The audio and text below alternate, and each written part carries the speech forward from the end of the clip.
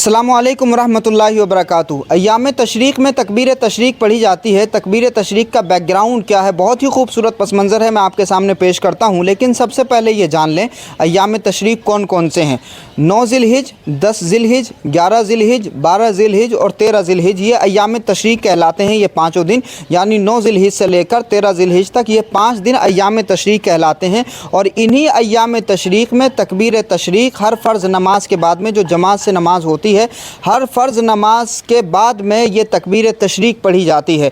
तो 9 ज़िलहिज की फ़जर से ये तकबीर तशरीक़ पढ़ने का सिलसिला शुरू होता है और 13 ज़िलहिज की असर तक ये सिलसिला इसी तरह से जारी रहता है। अब मैं आपको बताऊं कि तकबीर तशरीक़ का बैकग्राउंड क्या है। तकबीर तशरीक़ का बैकग्राउंड ये है, मुफ्ती अहमद यार ख़ान नईमी अशरफ़ी फ़रमाते हैं कि तकबीर तशरीक़ का पस मंज़र ये है कि जब जनाब इब्राहीम अलैहिस्सलातु वस्सलाम ने जनाब इस्माइल अलैहिस्सलाम की गर्दन पर छुरी चलाई तो अल्लाह रब्बुल इज़्ज़त ने जनाब जिब्रील अमीन को भेजा कि जाओ दुम्बा ले जाकर के ज़िबा करो, हमने इस्माइल की क़ुरबानी को कबूल कर लिया। तो जब जनाब जिब्रील अमीन लेकर के हाज़िर हुए, जब उन्होंने ये खूबसूरत मंज़र देखा कि हज़रत इब्राहीम अलैहिस्सलातु वस्सलाम ने अपने बेटे जनाब इस्माइल की गर्दन पर छुरी रखी हुई है, तो इस खूबसूरत मंज़र को देख करके फ़ौरन उन्होंने सदा लगाई अल्लाहु अकबर अल्लाहु अकबर। तो हज़रत जिब्रील अमीन ने कहा अल्लाहु अकबर अल्लाहु अकबर। तो जब जनाब इब्राहीम अलैहिस्सलातु वस्सलाम ने ये आवाज़ सुनी और पलट करके उन्होंने देखा कि हज़रत जिब्रील अमीन दुम्बा लेकर के हाज़िर हुए हैं, तो उन्होंने फ़र्ते मसरत से झूम करके कहा ला इलाहा इल्लल्लाहु वल्लाहु अकबर।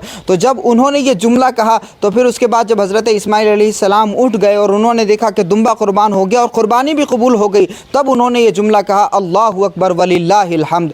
तो अल्लाहु अकबर कहा जनाब जिब्रील अमीन ने और ला इलाहा इल्लल्लाहु वल्लाहु अकबर कहा हज़रत इब्राहीम अलैहिस्सलातु वस्सलाम ने, अल्लाहु अकबर वलिल्लाहिल हम्द कहा हज़रत इस्माइल अलैहिस्सलातु वस्सलाम ने।